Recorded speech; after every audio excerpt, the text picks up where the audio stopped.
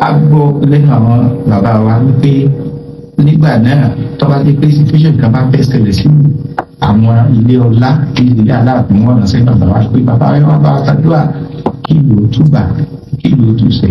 so tí bá ti wá lọ tí wọ́n bá ṣe Kùránì àbí wọ́n ṣe àwọn àdúrà tọ́lọ́run máa ń gbà fún wọn ní àwọn bàbá wa wọ́n wà fún wọn ní ẹrú kan màálù kan. tí wọ́n bá tún lọ the next time wọ́n tún fún wọn lẹ́rú kan màálù kan. tí wọ́n bá tún lọ the next time wọ́n tún fún wọn lẹ́rú kan màálù kan. ni a fi ń pè wọ́n ní akéwùgbẹ̀rú àtàdúrà gbọ́rẹ̀. and let me point out very clearly as successfully here pé akéwùgbẹ̀rú là ń jẹ́ àjẹ́ akéwùgbà kankan mí tó yàtọ̀ sẹ́wù lórúkọ táwọn bàbá wa ń jẹ́ nù. ẹnìkan kò sì lẹ́tọ̀ọ́ láti yí orúkọ bàbá rẹ̀ padà jẹ́ nǹkan míì nínú ẹ̀sìn àfi tó bá gbá ìrọ̀dá lọ́dọ̀ bàbá wọn kó tó kù láyé mi.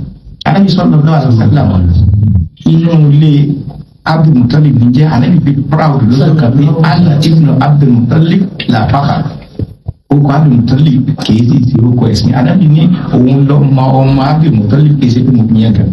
Lẹ́yìn máa ń jẹ́ ẹni orúkọ ọgbọ́dọ̀ ní boldness láti fi orúkọ yẹn gan ní gbogbo ìjọba wa.